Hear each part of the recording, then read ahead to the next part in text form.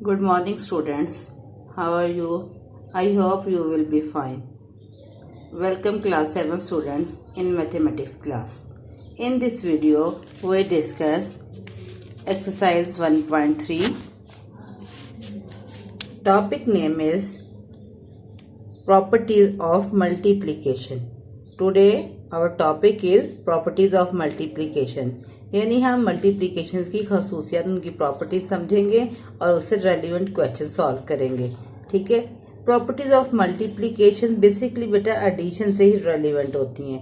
Reason क्या है? क्योंकि मल्टीप्लिकेशन जो होता है वो रिपीटेड एडिशन होता है. जस्ट फॉर एग्जांपल अपनी बुक पे ओपन करें पेज नंबर 10. पेज नंबर 10 में देखिए आपके सामने एग्जाम्पल मौजूद है. We know that multiplication is a repeated addition. Just for example, 3 multiply 5 is equal to 5 plus 5 plus 5 is equal to 15. It means हमने 5 को 3 टाइम प्लस करेंगे तो हमारा वही आंसर आएगा, और 5 को अगर हम 3 से मल्टीप्लाई करेंगे तो हमारा सेम आंसर आएगा. इसलिए इसे कहा जाता है कि ये रिपीटेड एडिशन होती है. क्लियर? ठीक है. आज हम इसकी प्रॉपर्टीज पढ़ेंगे. आज मैं आपको बुक से नहीं पढ़ा रही हूँ. मैंने प्रॉपर्टीज को सेपरेटली राइट किया है आपके लिए ताकि आपको अच्छे तरीके से अंडरस्टैंड करवा सकूं. तो फर्स्ट प्रॉपर्टी है कि अगर A and B are whole numbers, यानी ए और बी जो है मुकम्मल अदाद हों, तो बेटा जो उनका आंसर आएगा वो भी एक मुकम्मल अदाद की सूरत में ही आएगा. जैसे मैंने आपको एडिशन में बताया था, अगर हमने ए में बी को प्लस किया था और हमारे पास जो आंसर आया था वो भी एक मुकम्मल अदद था. इसी तरह A multiply B is equal to C. For example मैंने सपोज कर लिया है ए हमारे पास 9 है और बी हमारे पास 11 है. ठीक है. अब आप इन दोनों को मल्टीप्लाई करें, इनकी वैल्यूज को पुट कीजिए. A multiply B is equal to C. A की वैल्यूज को पुट किया, बी की वैल्यू को पुट किया. साइन हमारे पास मल्टीप्लाई है. इट मीन्स हमने ए को 11 से मल्टीप्लाई करना है. तो हमारे पास जो आंसर आ रहा है वो भी होल नंबर की सूरत में आ रहा है. Clear? Property number 2. Property number 2 ये है कि अगर ए को हम बी से मल्टीप्लाई करें या बी को ए से मल्टीप्लाई करें. मतलब प्रॉपर्टीज में बेसिकली रीजन क्या होती है? वेरिफिकेशन का प्रोसेस होता है. इसलिए जितनी भी प्रॉपर्टीज को हम सॉल्व करते हैं ये left hand side right hand side के असूल पे काम कर रही होती है. अब वो ये बताना चाह रहे हैं कि हमारा आंसर जो होता है वो हमेशा सेम होता है. Order of number does not matter, यानी नंबर्स की तरतीब कोई अहमियत नहीं रखती. नंबर की तरतीब चेंज होने से क्वेश्चन का आंसर गलत नहीं होगा, सेम ही रहेगा. जस्ट फॉर एग्जाम्पल मैंने इसी स्पोज वैल्यूज को जो मैंने स्टार्ट में ए और बी की स्पोज की थी, उन्हीं स्पोज वैल्यूज को मैं पूरी प्रॉपर्टीज में यूज करूंगी. ठीक है. जैसे यहाँ मैंने ए और बी की वैल्यू को पुट किया लेफ्ट हैंड साइड में, राइट हैंड साइड में मैंने बी और ए की वैल्यू को पुट किया और देखिए हमारा आंसर सेम है. प्रॉपर्टी नंबर 3 ए मल्टीप्लाई बी मल्टीप्लाई सी. ठीक है. अगर हमने ए और बी को सी के साथ, यानी अब हमारे पास क्या है 3 होल नंबर्स हैं. 3 होल नंबर्स हैं तो हमारी लेफ्ट हैंड साइड और राइट हैंड साइड का आंसर सेम ही आएगा. मैंने कहा ना प्रॉपर्टीज में बेसिकली हमारा वेरिफिकेशन प्रोसेस होता है. ये हमारे पास लेफ्ट हैंड साइड है, ये राइट हैंड साइड है. Left hand side right hand side. Clear? अब लेफ्ट हैंड साइड में हमने वैल्यूज पुट की. ए की वैल्यू पुट की है, बी की वैल्यू पुट की है, सी की वैल्यू पुट की है. ठीक है. अकॉर्डिंग टू बोर्ड मास रूल हम हमेशा ब्रैकेट को पहले सॉल्व करते हैं.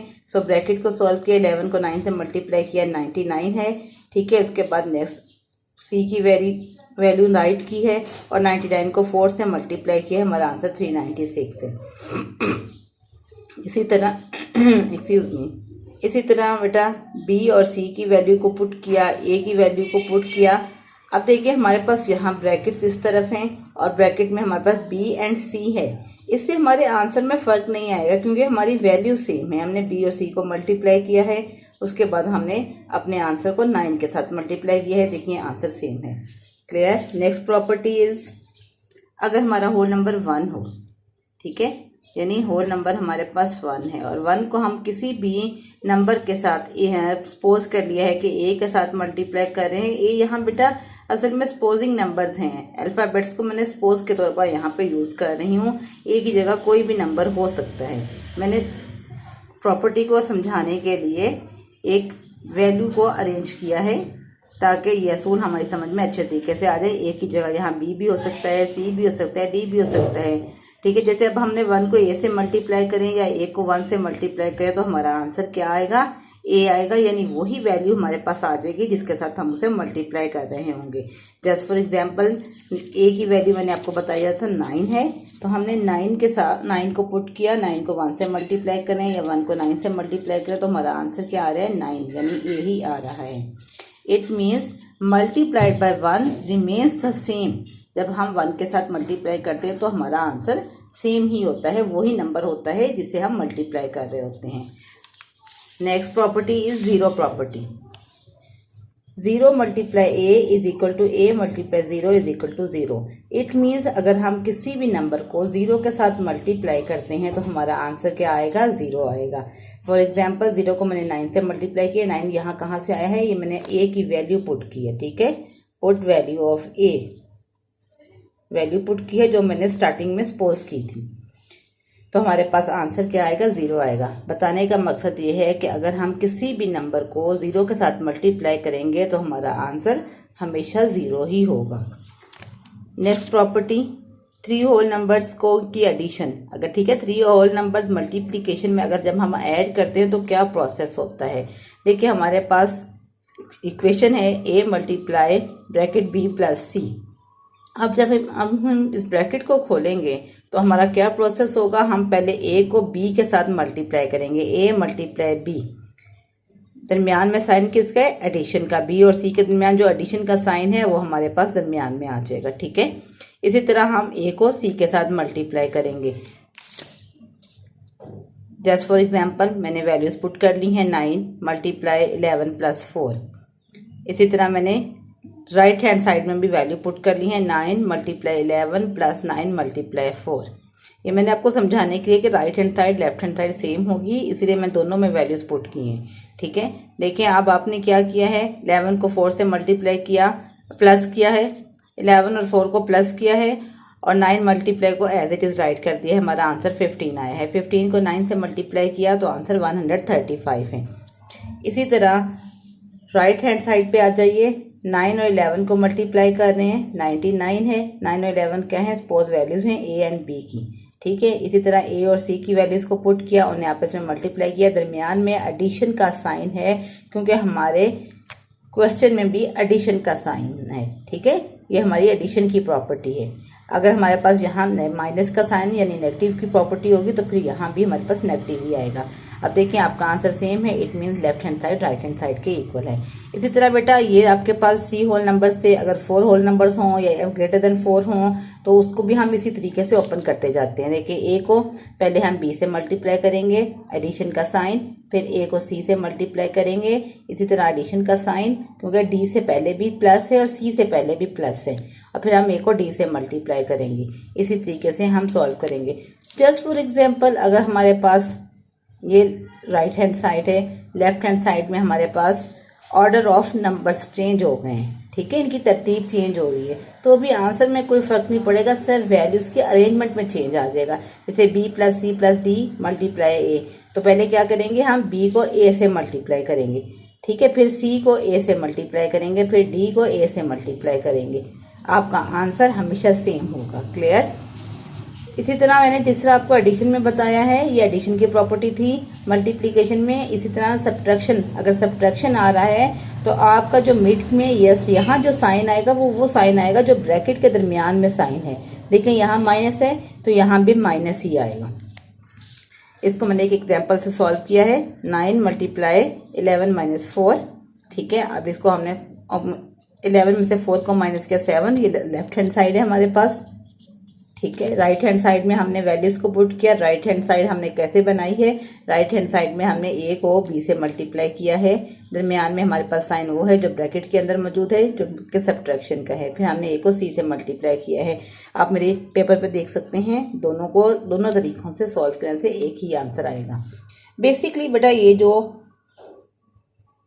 प्रॉपर्टी है जो नंबर 6 है, ठीक है, ये यूज फॉर सिंप्लीफाइंग कैलकुलेशंस, ठीक है, कैलकुलेशन को मुख्तसर करने के लिए इस्तेमाल की जाती हैं। Clear. Now we discuss your homework. Homework on book exercise 1.3। Exercise 1.3 में आपने अपनी बुक पर ये क्वेश्चन सॉल्व करने हैं। Question number 1, 3, 4, 5, 6, 7, 8 and 9। 2 इसमें ऐड नहीं है, ठीक है। और कॉपी पे कौन कौन से क्वेश्चन सॉल्व करने हैं? 13, 14, 15, 16 एंड 17। क्वेश्चन नंबर 18 को मैं यहाँ होमवर्क में ऐड नहीं कर रही हूँ, फर्दर प्रैक्टिस के लिए आप उसको सॉल्व कर सकते हैं, ठीक है। नेक्स्ट वीडियो में रिमेनिंग क्वेश्चंस जो हैं इस एक्सरसाइज के वो मैं डिस्कस करूंगी, जो आपको इंशाल्लाह नेक्स्ट वीक में मिल जाएगी। Question number 2, 10, 11 and 12। So now we start exercise 1.3 question number 1। Open your book, page number 12। Exercise 1.3, fill in the blanks with the whole numbers to make each of the following a true statement। ठीक है, आपने इस तरीके से solve करना है कि आपकी स्टेटमेंट ट्रू हो। अभी हमने प्रॉपर्टी पढ़ी थी, a मल्टीप्लाई 0 हो तो आंसर क्या आता है? 0, ठीक है। इसी हिसाब से हमारा आंसर 0 आएगा। अब हमारे पास देखें a मल्टीप्लाई b है और यहाँ क्या है? b मल्टीप्लाई, तो क्या आएगा? a है, यहाँ a की वैल्यू राइट कर दीजिए। अब हमने प्रॉपर्टी पढ़ी थी कि अगर हम a को 1 से मल्टीप्लाई करें तो हमारा आंसर a ही आता है, ठीक है। तो यहाँ भी हम मल्टीप्लाई कर रहे हैं तो हमारा आंसर सेम ही आया है, ठीक है। जो आपके पास a की वैल्यू गिवन है वो ही आया है। क्वेश्चन नंबर 4 में 10 और 100 को मल्टीप्लाई कीजिएगा। जो आंसर आता है उस पर आप इस वैल्यू को डिवाइड करके देख लें, आपको उसे प्रॉपर आंसर मिल जाएगा। नहीं, एक तरीका ये होता है, दूसरा तरीका ये है कि बेटा 10 को 100 के साथ मल्टीप्लाई कीजिए, वहीं से आपको अंदाज़ा हो जाएगा कितने ज़ीरो आपके इसमें कम हो रहे हैं, तो आपका यहाँ क्या आंसर आ सकता है, ठीक है। नेक्स्ट में देखें, a multiply b multiply c equal. अब यहाँ वैल्यूज़ क्या है? अरेंज करने में ऑर्डर की चेंज है, यानी तरतीब चेंज है, ऑर्डर चेंज है। यहाँ पहले क्या आ गया है? b, पहले b है, ठीक है। उसके बाद आपके पास कौन सी वैल्यू है? ये आपके पास c की वैल्यू है। मिसिंग वैल्यू कौन सी? a की वैल्यू है, मिसिंग वैल्यू आपके पास c है। इसमें से मिसिंग वैल्यू को यहाँ राइट कर दें। Clear? Question number 3। Question number 2 फिलहाल स्किप कर रही हूँ, ठीक है, बाद में करवाऊंगी। Fill in the blanks. 45 multiply 36 is equal to 45 multiply 30 plus 45 multiply. देखिए उन्होंने क्या किया है, यहाँ उन्होंने प्रॉपर्टी को यूज करते हुए 36 को 2 हिस्सों में तोड़ लिया है, 30 प्लस 6। 45 को 36 से मल्टीप्लाई करें तो आपका ये आंसर आता है, मल्टीप्लाई करके राइट कीजिएगा। और यहाँ उन्होंने 30 को तोड़ा है तो यहाँ पे 30 तो लिखा हुआ है, 6 मिसिंग है, 6 राइट कीजिए। अब नेक्स्ट में देखें, 27 मल्टीप्लाई 9 प्लस 27 प्लस 5, यहाँ उन्होंने 18 को पोर्शन में डिवाइड किया है ताकि क्वेश्चन को इजीली सॉल्व किया जा सके। अब 18 को कैसे पोर्शन में डिवाइड किया है? 9 प्लस 5 प्लस 4। देखिए आपके पास यहाँ पे 9 भी है और 5 भी है, मैंने इन दोनों को सम अप किया, ठीक है। जो आंसर आया 18 में से उसको माइनस कर लिया तो मेरे पास यहाँ आंसर आ गया है। क्लियर? क्योंकि ये तीनों नंबर मिलके 18 में आएंगे और आपने इन दोनों को मल्टीप्लाई करके यहाँ राइट कर लेना है। नेक्स्ट क्वेश्चन में देखें, 45 को उन्होंने डिवाइड किया है। ज़रूरी नहीं है कि एडिशन ही में हो, सब्ट्रैक्शन में भी हो सकता है, यानी क्लोज इन वैल्यू की तरफ अगर आप चले जाएं तो आप सब्ट्रैक्शन में भी ले सकते हैं। यहाँ 45 को देखें, वो 50 में से अगर हम 45 कैसे हासिल कर सकते हैं? 50 में से अगर हम 5 को माइनस करते हैं तो हमारे पास 45 आ जाएगा। यही प्रोसेस उन्होंने यहाँ यूज़ किया है, जैसे मैंने यहाँ पे आपके सामने लिखा है 45 is equal to 50 minus 5। Question number 4 भी इसी तरीके से हुआ है। यहाँ 85 को किस तरीके से सॉल्व किया उन्होंने? 85 को सब्ट्रैक्शन प्रॉपर्टी के साथ सॉल्व किया है, 90 माइनस 5, ठीक है। और इन्हें मल्टीप्लाई करके इनका आंसर यहाँ राइट कर लीजिएगा। Question number 4, choose any 2 odd whole numbers, is there product and odd whole numbers.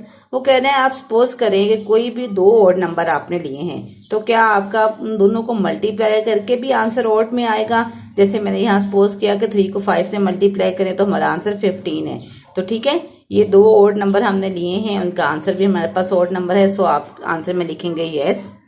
Next part है, is it true for any 2 odd whole numbers. क्या यह किसी भी ऑड नंबर के लिए दुरुस्त हो सकता है?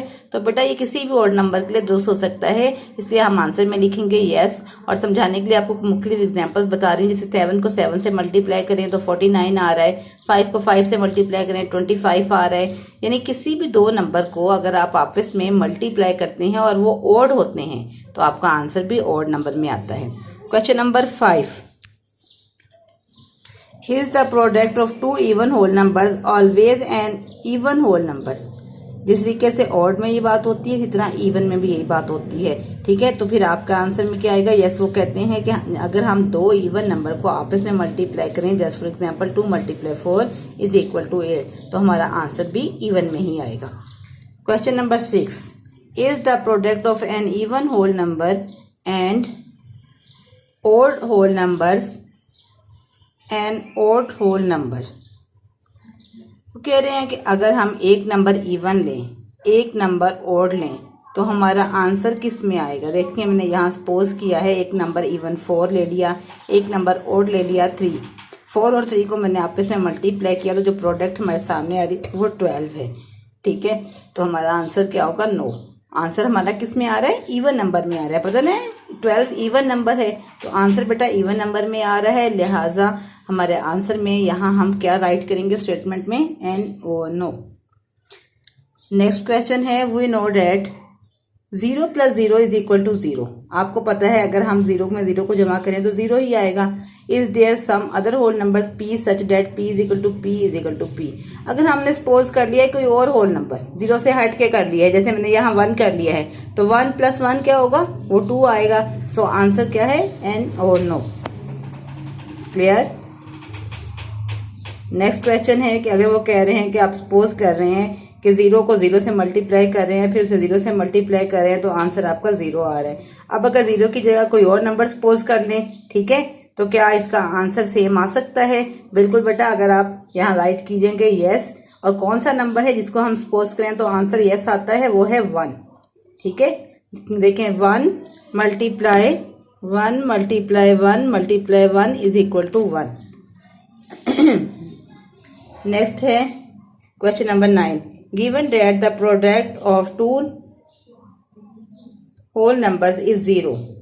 अगर आपके पास दो होल नंबर्स की प्रोडक्ट 0 हो, what can you say about these numbers. तो आप इन नंबर्स के बारे में क्या कह सकते हैं। बेटा आपने प्रॉपर्टी पढ़ी थी कि अगर हम किसी भी होल नंबर को 0 से मल्टीप्लाई करते हैं तो हमारा आंसर 0 आता है। तो इसका मतलब ये है कि हम उन्हें ये बताएंगे कि आंसर 0 क्यों आ रहा है, उसकी रीजन क्या है, 1 ऑफ द नंबर इज 0, ठीक है। एक नंबर भी अगर 0 होगा तो आंसर हमारा 0 आएगा। तो क्या आंसर में राइट करेंगे, 1 ऑफ द नंबर इज 0।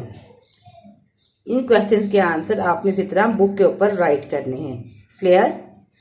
मैं एक दफा फिर दिखा रही हूँ कौन कौन से क्वेश्चन आपने बुक के ऊपर करने हैं। Question number 1, 3, 4, 5, 6, 7, 8, 9। क्लियर। नेक्स्ट में आप क्वेश्चन नंबर 13 पे आइए, जो हमने नोटबुक पे सॉल्व करना है। Question number 13, multiply the greatest number of 4 digits with the smallest number of 3 digits. Data बनाएंगे पहले, जो गिवन चीज़ें होती हैं वो हमारे पास डेटा होता है। 4 डिजिट नंबर राइट कीजिए और 3 डिजिट नंबर राइट कीजिए।